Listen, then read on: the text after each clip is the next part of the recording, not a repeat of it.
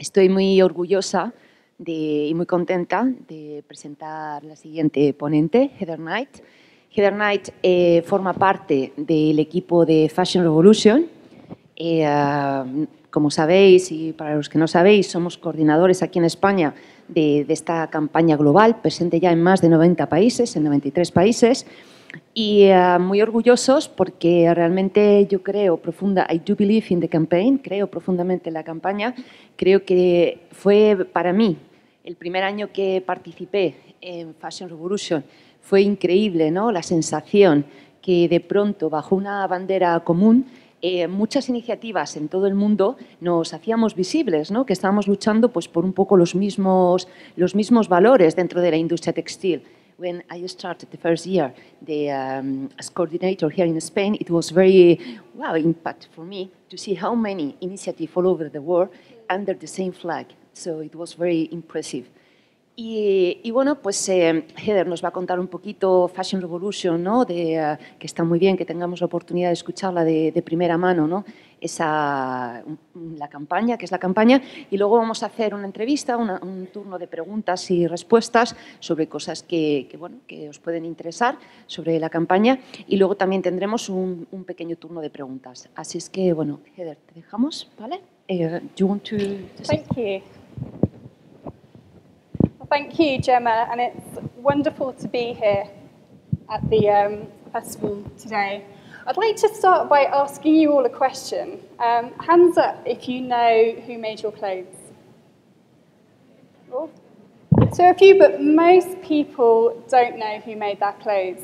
And if you were to look at your clothing label, it tells you where it was last sewn, made in China, made in Bangladesh, but it doesn't tell you the whole story.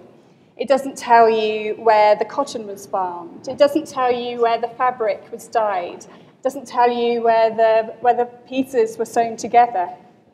And if we don't know who made our clothes, then we can't be sure that it was made in a fair, safe, clean, and beautiful way.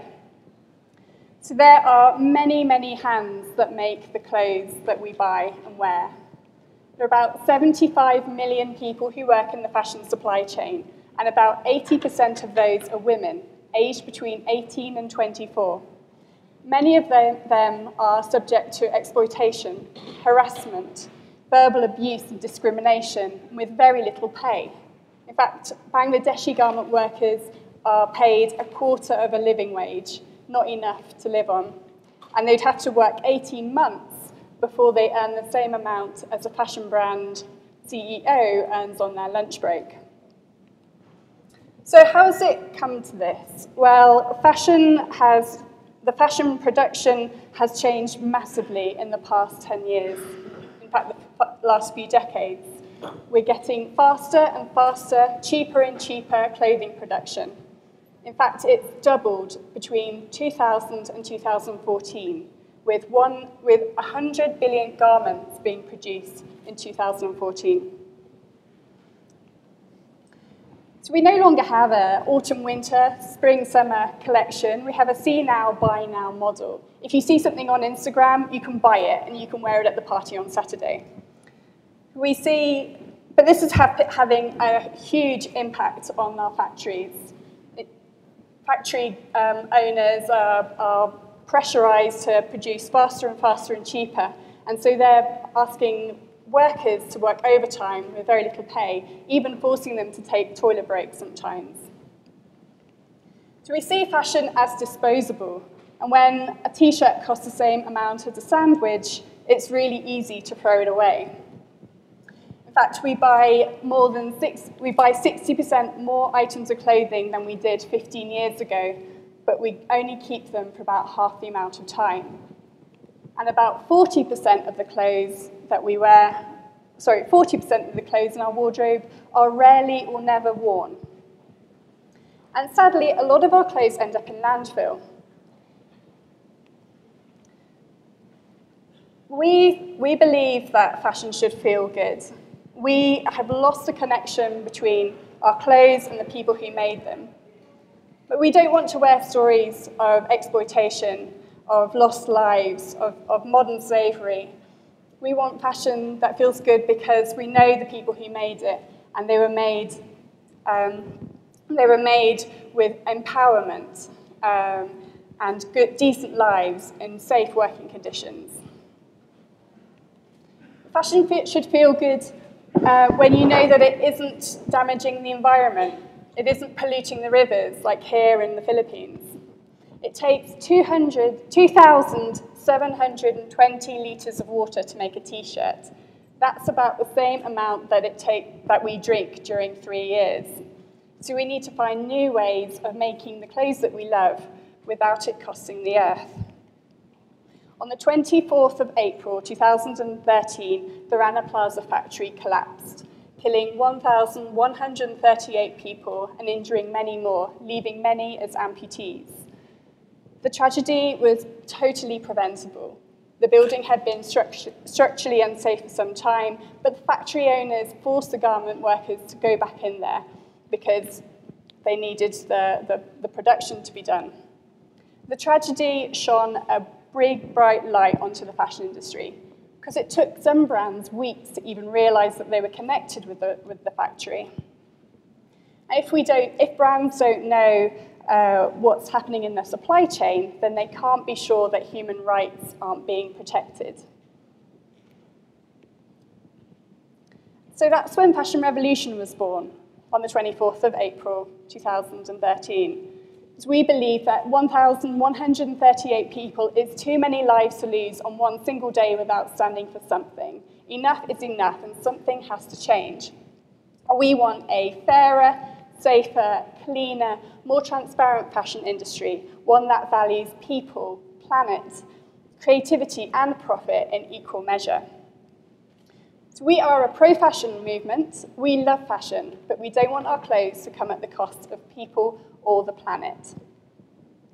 Our motto is be curious, find out, and do something, because we believe that as consumers, we have this enormous power to change things. Our voices, our actions, and our shopping habits have the power to change the fashion industry. We want more people to be curious about the clothes that they buy and wear, and we're bringing everyone together to help make that happen. Because the fashion industry is an industry-wide problem, and you need an industry-wide solution to help improve things. So we're bringing producers, farmers, brands, NGOs, consumers together to find ways that we can make a better future for fashion. So if you can't see the problems in your supply chain, then you can't fix them.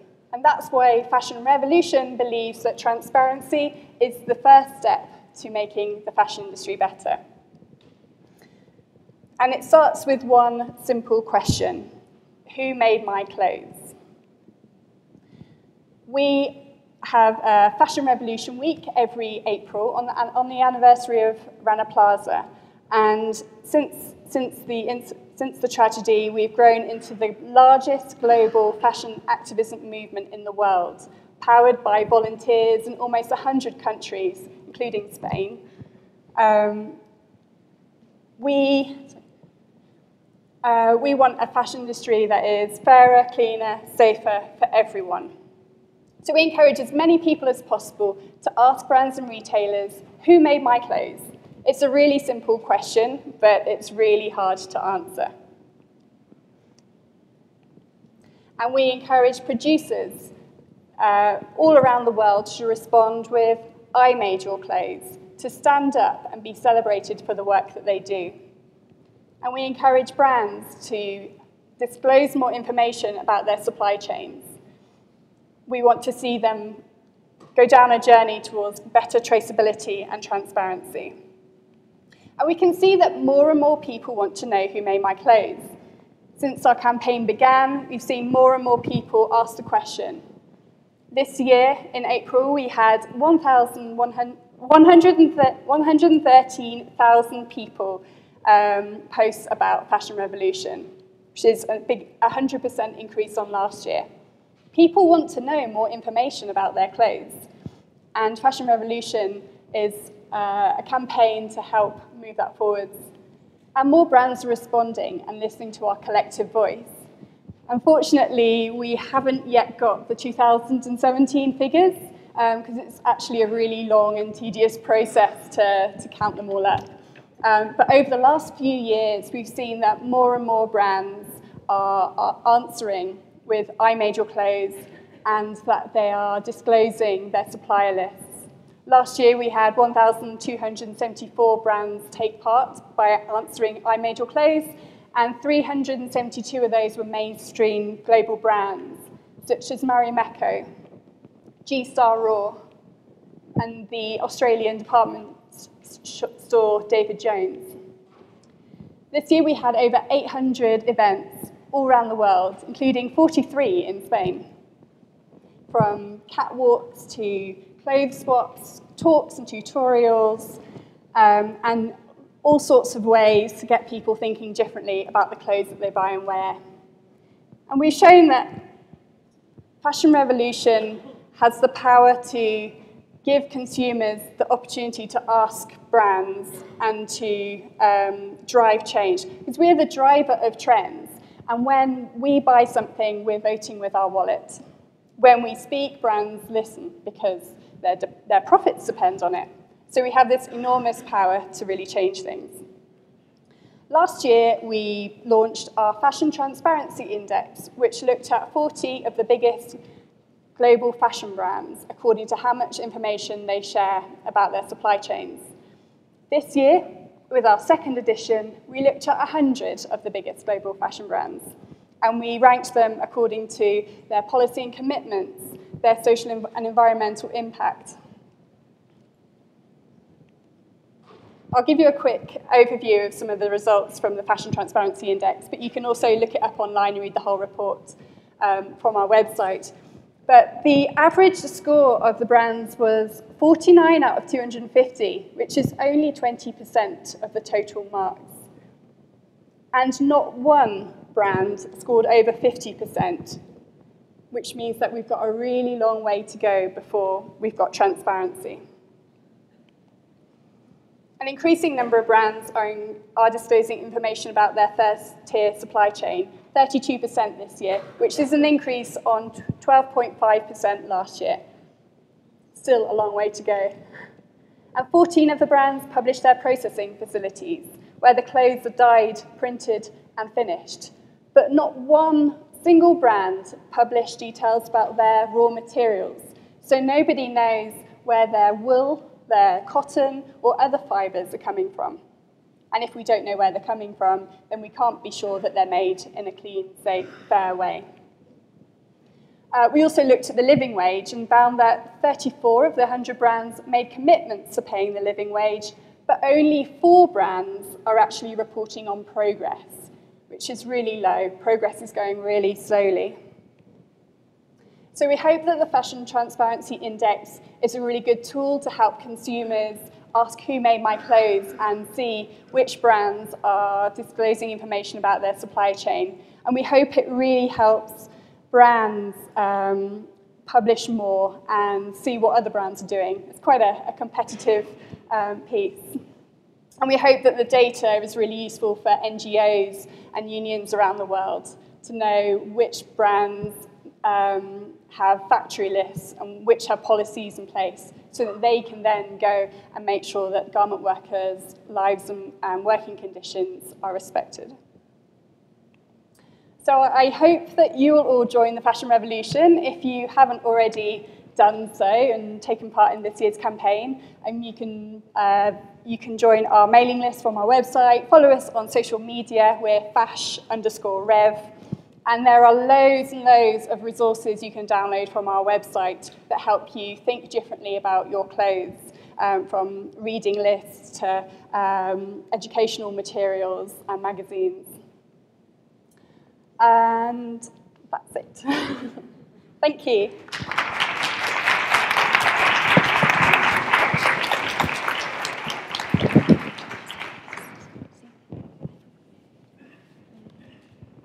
Ahora yo voy a... ¿Se me oye bien? ¿No? Ahora. ¿Sí? Sí. Vale. Bueno, voy a resumir brevemente su charla. Bueno, Heather comienza preguntándonos si sabemos quién hizo nuestra ropa. Y la respuesta a esta pregunta es mucho más compleja de lo que podría parecer. Las etiquetas de las prendas nos dicen dónde se cosieron, pero no toda la historia que hay detrás de ellas, como dónde se cultivó o se tiñó el algodón. Y lo más importante, quién la hizo y en qué condiciones. De los 75 millones de personas que trabajan en la industria de la moda, el 80% son mujeres de entre 18 y 24 años, que sufren explotación laboral con sueldos ínfimos que no dan para cubrir sus necesidades básicas. La industria textil ha experimentado un cambio monumental en los últimos 10 años, con la producción cada vez más rápida y más barata. Para ello, las fábricas llevan a sus trabajadores al límite en condiciones inhumanas. La cultura del consumo ha llevado a una depreciación del valor que damos a la ropa, convirtiéndola en desechable, de forma que todo el esfuerzo y en estas condiciones sufrimiento que conlleva su producción se pierde. Por eso, debemos replantearnos nuestra relación con la ropa. Conocer sus orígenes nos llevaría a recuperar esta conexión y a las marcas a ser más transparentes con su cadena de suministros. Cada abril se celebra la Fashion Revolution Week, la Semana de la Revolución de la Moda, donde se promueve la curiosidad sobre el origen de nuestra ropa y el empoderamiento del individuo para marcar la diferencia a través del hashtag Who Made My Clothes? ¿Quién hizo mi ropa? Lo que nos conduciría a una industria más justa y segura para todo el mundo. También promueven el hashtag I Made Your Clothes, yo hice tu ropa, para que los productores y trabajadores desconocidos salgan a la luz. Este año, el cuarto de esta campaña, se han usado hasta 130.000 veces más sus hashtags, consiguiendo llegar a millones de personas. Muchas marcas contestaron a esta pregunta ¿quién hizo mi ropa?, entre ellas algunas de prestigio internacional como Zara, Massimo Dutti o G-Star. Fashion Revolution ha organizado más de 800 eventos por todo el mundo, demostrando que los ciudadanos tenemos el poder de cambiar la industria. El año pasado lanzaron su Fashion Transparency Index, un índice que clasifica las 40 empresas más grandes del mundo de la moda según su nivel de transparencia con respecto a sus cadenas de suministros y políticas sociales y medioambientales. Este año lo han repetido, clasificando a un total de 100 empresas, quedando plasmado cuáles ya han empezado a tomar medidas responsables y cuáles no. La media de este índice fue menor del 20% de todos los puntos posibles, demostrando que aún queda mucho camino por recorrer. La industria textil es una de las más contaminantes del mundo. Son necesarios muchos recursos para fabricar la ropa que usamos. Tenemos que crear la manera de fabricar la ropa que nos gusta sin dañar el planeta. El 24 de abril de 2013, la fábrica de Rana Plaza se derrumbó, acabando con la vida de 1.138 personas. La necesidad de precios competitivos llevaron a los dueños a comprometer la seguridad de sus empleados. Esta tragedia colocó en el punto de mira la situación a la que había llegado la cadena de suministros. Tardaron semanas en saber qué empresas fabricaban su ropa ahí, por la complejidad del sistema. El día de la Fashion Revolution, la revolución de la moda, comenzó con el objetivo de tener una industria de la moda más justa, limpia, transparente, con mayor respeto hacia la vida humana y el medio ambiente. Su creencia es que como consumidores tenemos el poder de mejorar las cosas. Nuestros hábitos de compra marcan la diferencia. La demanda determina la oferta. Los consumidores unidos somos muy poderosos. El primer paso por el que luchar es la transparencia. Si no sabemos quién creó nuestra ropa, no podemos asegurarnos de que fuera producida de forma responsable. Todo empieza por preguntarnos, ¿quién creó nuestra ropa? Por último, Heather acaba animándonos a unirnos a la revolución de la moda, visitar su página y sus redes sociales y si queréis uniros al equipo español, a hablar con Gemma. Bueno, conmigo y con todos los voluntarios que estáis por aquí, que yo sé que muchos de los que estáis ya formáis parte también, ¿no?, activa de esta revolución de la moda, ¿no? O sea que también agradeceros porque esto no es solamente de ciertas personas, ¿no? Quizás algunos somos más impulsores, pero realmente sin ese ¿no? Yo, por ejemplo, aquí en España we have a lot of volunteers, tenemos muchos voluntarios, ¿no? Y es gracias a eso que realmente la campaña llega. Así es que gracias a los equipos fundadores, pero también a los voluntarios. Y bueno, pues ahora vamos a empezar un turno de preguntas, ¿vale? Yo, si en algún momento vosotras tenéis alguna pregunta, levantar la mano. Hemos preparado un poco de preguntas para que sea como algo más dinámico, pero por supuesto, sentiros libres, ya sabéis que nos gusta vuestra participación. Vamos a empezar.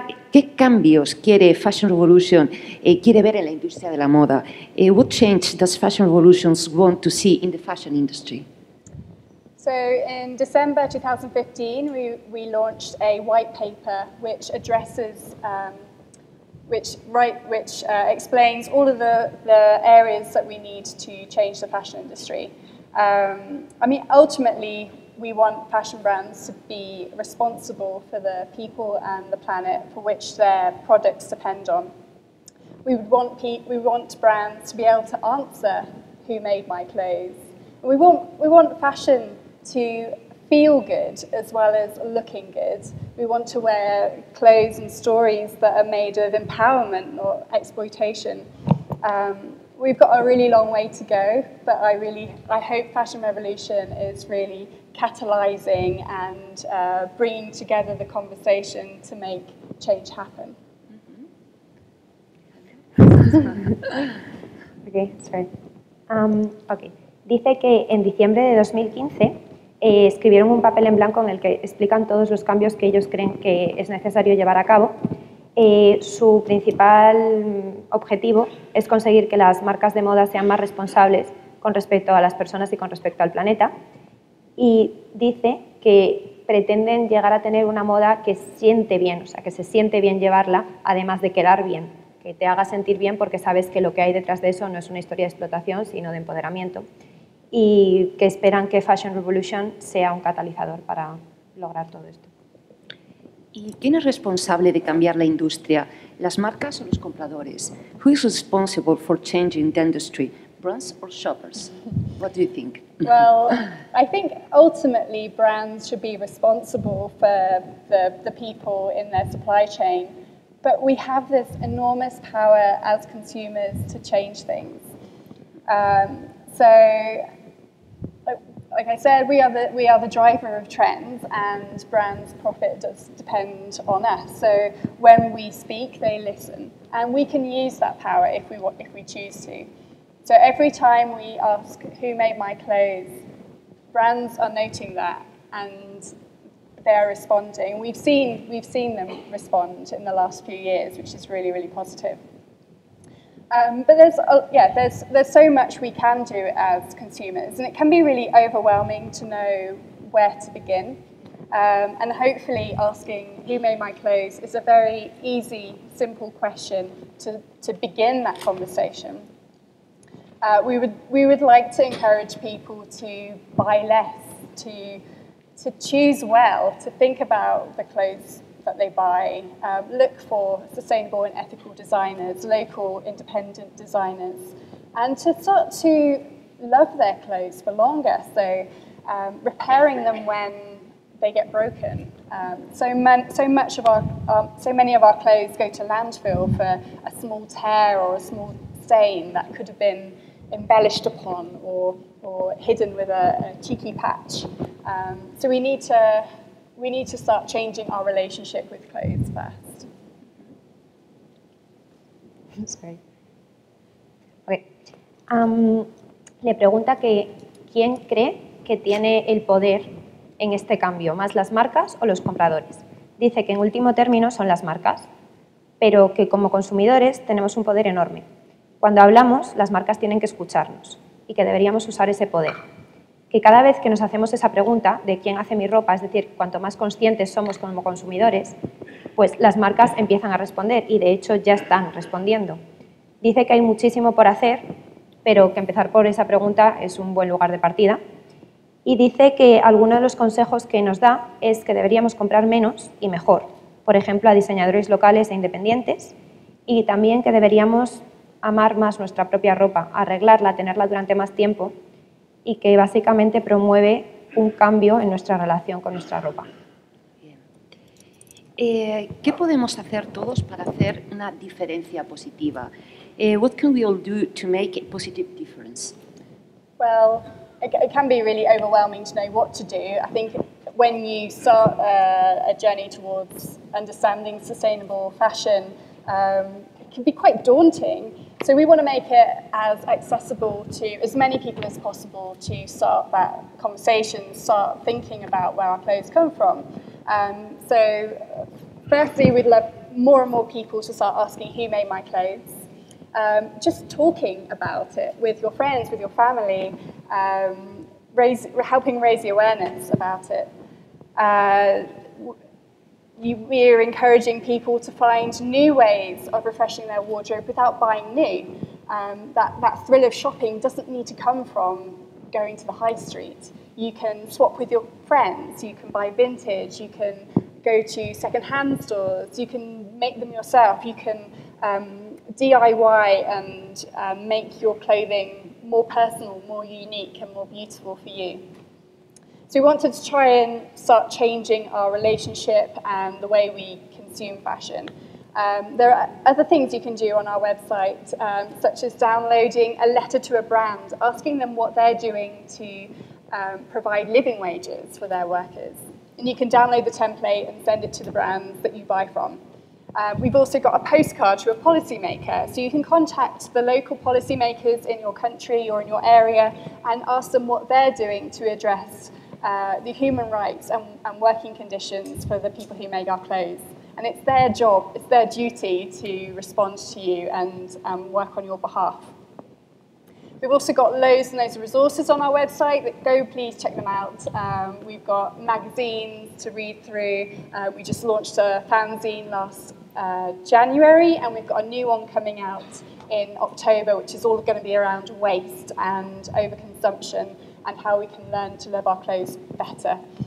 And last but not least, one way you can help is by donating to Fashion Revolution. We're a volunteer-run organisation, and we really need some help to create more resources to reach more people around the world. El tema de la carta a mí me ha parecido fantástico. Bueno, Gemma le ha preguntado que cómo podemos, como individuos, tener un impacto positivo, marcar una diferencia. Y ella ha dicho que al principio puede ser un poco agobiante. Hay demasiadas cosas que se pueden hacer y podemos estar un poco perdidos hacia qué poder tenemos nosotros como individuos. Por eso, una de las cosas fundamentales que hace Fashion Revolution es intentar hacer el conocimiento sobre qué podemos hacer lo más accesible posible a la gente. Dice que una cosa que sí que podemos hacer es intentar incrementar la conciencia social, simplemente siendo nosotros mismos conscientes, promoviendo esta conversación con nuestros familiares, con nuestros amigos, que podemos cambiar la relación que tenemos con la ropa, que ese gusanillo, esa ilusión del ir de compras no sea solo cuando compras ropa nueva, que puedes cambiar ropa con tus amigos, comprar en tiendas de segunda mano, comprar en tiendas vintage, incluso hacer tu propia ropa, personalizarla, diseños únicos. Y luego empieza a hablar de su web y de cosas que están accesibles en su web. Por ejemplo, dice que tienen un prototipo, una carta tipo que puedes rellenar para enviar a las empresas preguntándoles qué haces para mejorar la vida de las personas que fabrican nuestra ropa. También tienen un par de revistas, una que va a salir pronto y otra que ya está funcionando, que se llama Fanzine, que bueno, que si vais a su web encontráis ahí muchísimos recursos gratuitos, que por ahí es un buen punto de partida. ¿Ha tenido ya algún impacto Fashion Revolution? ¿Cuál es el cambio real que está llevando a cabo? Has Fashion Revolution had any impact? What real change are you driving?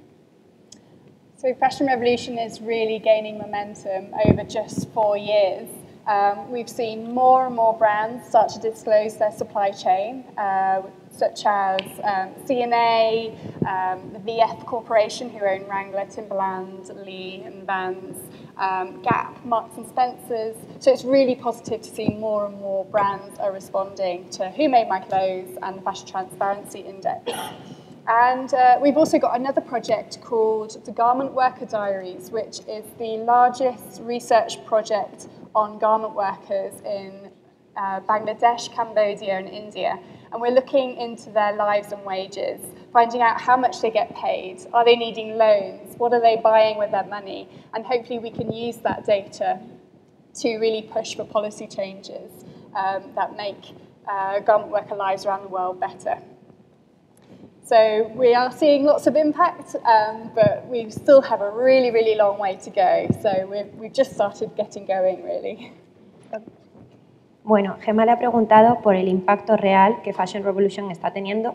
Llevan 4 años y dice que ahora mismo sí que ya están cogiendo momentum, que están empezando a ir rodados, que ya cada vez son más las marcas que están mostrando de forma transparente su cadena de suministros, por ejemplo, C&A, Gap, Marks and Spencer, así que dice que sí, que el trabajo que han hecho en estos 4 años ya está teniendo un impacto. Y luego tienen un proyecto de investigación con los trabajadores de Bangladesh en el que están intentando indagar cuánto están siendo pagados, qué tipo de vida pueden llevar, y esperan que esta información pues, les ayude a continuar con su proyecto. ¿Deberíamos boicotear a las grandes marcas? Should we be boycotting the high street? Well, boycotting isn't an easy solution. Unless you can get a lot of people to boycott a lot of stores, it's very difficult to make an impact. You know how many high street stores are opening around the world per hour. You would need a lot of people to make an impact. But it might not have the results that you wanted. Boycotting could lead to factory closures, which mean that garment workers lose their jobs. In fact, garment workers in Cambodia and Bangladesh have asked Western consumers not to boycott for fear of losing their job. And what we need is not short-term fixes like boycotting that leads to factory closures, but long-term solutions that lead to decent jobs and living wages. So there are other ways you can make a difference. You don't need to stop shopping, because it's really important that we ask those brands who made my clothes. It's really important to show that you care about where your clothes come from and who made it. And the more we ask, the more they will listen and respond. Interestingly, there was a YouGov survey recently which showed that 75% of consumers would pay 5% more on their clothing if it meant that garment workers were paid a living wage. Research has also shown that we would only need to increase the cost of a garment by 20 cents in order to pay a garment worker a living wage. And I think we would all put our hands up and say, yes, I will pay the 20 cents if that meant that the garment worker earned a living wage. So it should be possible. It should be possible for high street brands to pay garment workers a living wage. And so we need to use our voices to ask for that. Bueno, Gemma le pregunta si ella cree que deberíamos boicotear a las grandes marcas. Comienza diciendo que para empezar sería imposible, que estas marcas se reproducen, que cada día se abren tiendas nuevas, pero que además se necesitaría muchísimas personas para hacer este boicot todos unidos, pero que tampoco tendría el resultado que esperamos, porque hay muchísimas personas, muchísimas, trabajando gracias a estas marcas en un montón de países en vías de desarrollo, y que no sería una solución. De hecho, muchos de los trabajadores en Bangladesh, en distintos países, piden que por favor no nos carguemos a estas marcas porque sus trabajos dependen de ello. Entonces no se trata tanto de eliminarlas, sino de mejorarlas para conseguir que ellas paguen unos salarios dignos que permitan tener a las personas unas condiciones de vida aceptables. Dice que se hizo una encuesta en la que el 75% de las personas dicen que aceptarían pagar un 5% más en el precio final de su ropa, si esto significa que los trabajadores, que los productores van a poder tener un salario digno para vivir. Y realmente solo sería necesario aumentar el precio final de la prenda en 20 céntimos para que esto ocurriera. Entonces es posible y deberíamos encaminarnos en esa dirección, no boicotearlas. ¿No crees, Heather, que la gente está más interesada en el precio de las prendas que en la gente que en los trabajadores que las hacen? Don't you think that people are mainly interested in the price of clothes than the people who made them? I think price is a big factor, but ultimately fashion is about feeling good. So people will go to cheap high street shops and they will buy 20 bargains for that high to make them feel good. But there was a Greenpeace report that's just come out which also shows that high, that thrill of snagging a bargain only lasts for a day, and then we feel empty, we have that void. So we want to show that actually fashion feels better when you know that your clothes were made with love, with dignity. And nobody wants to wear clothes that were made of exploitation, of slavery, or of lost lives. So we're trying to change the relationship we have with clothes, raise the awareness that it is possible to buy clothes that aren't exploiting people. And we're also showing that there are ways you can refresh your wardrobe without buying new. So if price is your number one concern, then you can swap clothes with your friends. You can, which is far more fun. You can go charity shopping. You can buy vintage. You can make your own clothes. There are a ton of more cost-effective ways. In fact, if you were to buy a t-shirt from a second-hand shop, it's probably going to be cheaper than H&M or Primark, and it's probably going to be better quality. So just showing people that there are more options to introducing different items of clothing into your wardrobe. Gemma le pregunta que si no cree que la mayoría de las personas estamos más interesadas en el precio final que en las condiciones de los trabajadores. Ella dice que por supuesto que el precio es un factor muy importante, pero que al final la moda se trata de sentirse bien. Y que aunque es cierto que todos nos emocionamos mucho con los descuentos y con las rebajas, hay un estudio de Greenpeace que dice que este sentimiento de euforia solo dura un día. Y en cambio, si cambiamos nuestra relación con la moda, no hacia ese sentimiento de euforia que podemos tener momentáneamente, sino a sentirnos bien sabiendo que lo que llevamos no ha tenido que pagar el precio que nosotros nos estamos ahorrando otra persona con su esfuerzo o con una vida poco digna. Y luego vuelve a la idea que ya hemos hablado antes de que hay otras formas de aproximarse a la moda, como reciclar, como heredar, etc. Muy bien. ¿Y qué es el siguiente paso? ¿Cuál es el siguiente paso de Fashion Revolution? What's next for Fashion Revolution? Well, we're not just a week-long campaign, we work all year round, and we've got some really exciting projects coming up that I can't wait to share with you. So last January we released a fanzine which explores garment workers' lives and wages and what you can do about it. This October we'll be producing a new magazine which is going to be about waste, the overconsumption culture, and how we can learn to love our clothes for longer. We're also releasing a podcast series this summer, which is really exciting.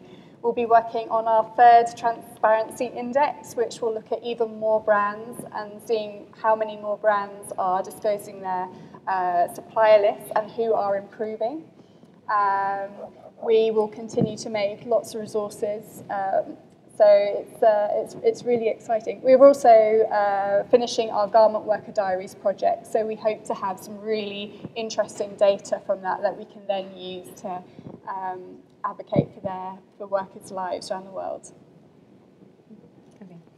Gemma le pregunta que cuál es el siguiente paso de Fashion Revolution.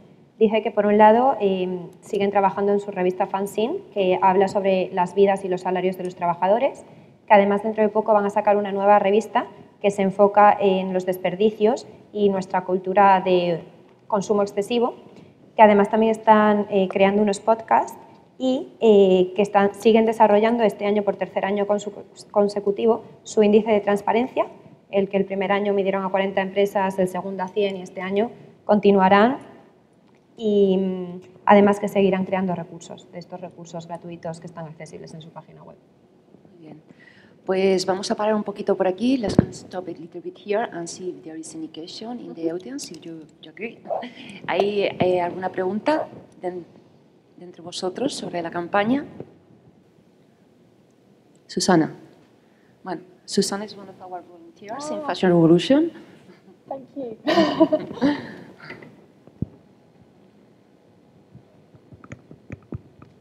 Sí, funciona.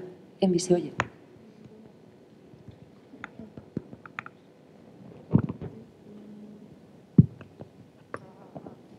El otro sí, ese sí.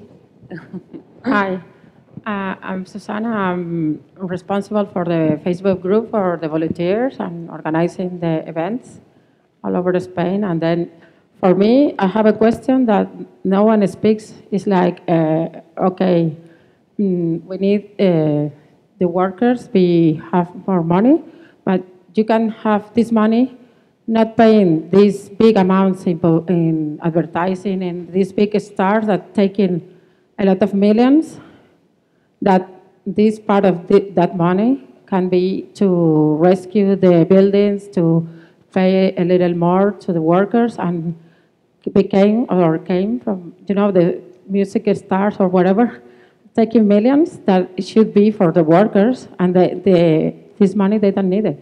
So And I'm wondering all the time in this question, and no one speaks about this detail. And for me, it's like so unfair, and so for me, I don't understand. And it will be very easy because they have many millions to combine and to give to them and to be more fair this industry and everything. Thank you. So, are you asking the kind of distribution of money in the supply chain? Yeah, because they can pay a little less to the famous people and to publicity and taking from this part. It's quite, with celebrities and Instagrammers, it's quite interesting. We're seeing quite a few of them realize that they're part of this consumption model, that they're driving this fast fashion cycle. We've actually been working with a few Instagrammers, really high-profile ones, who don't want to be part of that story anymore, who want to inspire people to buy from charity shops, swap with their friends, DIY their clothes, find new ways to experience fashion. And I'm hoping that we'll see more and more celebrities and influencers realize that. When influencers, they're used to, they have an enormous power to spread a message, to spread trends. And I hope that more and more influencers can see the opportunity to raise awareness about the fashion industry. I think that the model itself does need to radically change. We need to change the way our clothes are sourced, produced, and purchased. We are a really long way away from making that. So in the meantime, we, as Fashion Revolution, need to find a way to bring everyone together and to make change faster, and so that we can see that garment workers start to get paid a decent wage and work in safe working conditions. Thank you. Vale. Bueno, pues la pregunta, voy a decir lo que yo había interpretado y luego voy a decirlo todo. Yo lo que estaba entendiendo de su pregunta, que dice, ¿por qué tienen que ser los consumidores los que aporten esos 20? Bueno, no lo ha dicho así exactamente, pero las corporaciones son muy jerárquicas y la cúspide gana muchísimo dinero. Entonces yo creo que decía, ¿por qué no les pagan más? ¿Por qué es tan desigual? Luego ella ha respondido diciendo que la distribución del dinero en la cadena de suministro es muy desigual, pero luego se ha ido un poco a hablar sobre los famosos, los Instagramers, porque no hablando de la gente que dirija esas empresas de moda, sino un poco de la gente que hace muchísimo dinero con la industria de la moda, por ejemplo, por sacarse una foto y colgarla en Instagram. Es muy injusto que una persona gane tanto dinero por sacarse una foto y otras personas estén trabajando 12 horas al día cobrando muy poco. Entonces ella dice que los influencers al final influencian y que muchos de ellos son una influencia hacia el consumismo y hacia esta cultura de la rapidez, pero ellos no han deseado estar en esa posición. Entonces están trabajando con un par de ellos que son bastante conocidos y que si pudieran cambiar la influencia que ellos generan, pues esto podría catalizar el cambio que están buscando. Muy bien. ¿Alguna pregunta más? Tenemos... Sí. Vale. Hi, Heather. My name is Inez, and here. Hi. And I'm going to make you the question in Spanish because I'm a little bit afraid of talking out loud. Como estrategia en marketing, todos, por ejemplo, tenemos un ejemplo de una super firma y de una super diseñadora que es Stella McCartney, y ella hace como cosa personal, ella no vende, es vegana, ella no vende productos que tengan que ver con relación con animales. ¿Tú cómo ves, así como en Fashion Revolution, como estrategia de marketing, tener que comunicar que eres sostenible si en el fondo es un must que tienes que hacerlo? Gracias. Okay. She says that as a marketing strategy, we have an example of a great designer, Stella McCartney, who is a vegan, and she doesn't produce anything with animals involved. So how would you, did you understand? How would you, I didn't, can you repeat the last part of the question? Just, ¿puedes repetir el último trocito? Lo de Stella McCartney bien, pero la última pregunta. If it's a good strategy to just communicate, to be fair, and it's a good strategy for a brand because I'm an entrepreneur, and for me, I'm working with my purses, and for me, it's like a must because it's the way I live and the way I think, you know. But the thing is, Stella McCartney doesn't say nothing at all, and she does it, and she do it, and she's going to do it. So, what do you think about that? I think fashion sells because people love beautiful clothes and they want to wear something that they feel good in. So I think when people will buy clothes because it looks great on them, and I think more and more people are asking for sustainable and ethical clothing. But if you market clothing as sustainable and ethical and your product isn't beautiful, then it's quite hard to. There isn't enough demand for people who want a product that isn't beautiful and sustainable and ethical. So I think Stella leads with the beautiful product, and when you find out more about the clothes, you can discover that it wasn't made with animals. It's kind of the second tier of messaging. I think that's what's been successful for a lot of successful brands who are sustainable and ethical. Reformation is a probably good example of a brand which is fashion first. The clothes look great, and the messaging about the environmental impact and social impact comes next. It's there's another feel-good point. They don't talk about the impact on the environment as the number one reason you would buy from that brand. Does that make sense? Vale, perdón por antes, ahora ya he entendido la pregunta. Pues entonces ella le pregunta que Stella McCartney es vegana y ella sí que es sostenible, por decirlo de alguna manera. Por ejemplo, no utiliza animales, pero no lo utiliza como estrategia de marketing.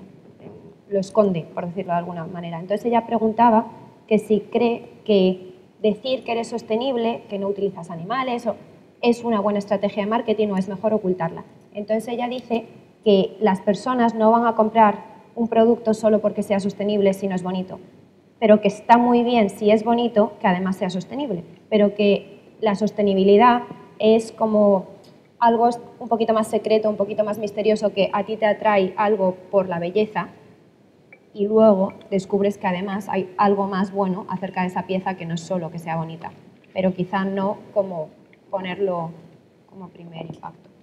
Can I just add as well? I think in the past, ethical fashion has had a bit of a stigma to it. It's been seen as quite hippie-ish, a bit hempy, and I think a lot of designers haven't wanted to connect with that because of what it expresses. But I think these times are really exciting because we are getting more political. We want our clothes to express who we are, and we are seeing more and more people want to wear clothes that represents their values. So I think it's a really exciting time for fashion, and I think we'll see more and more designers start to communicate in that way.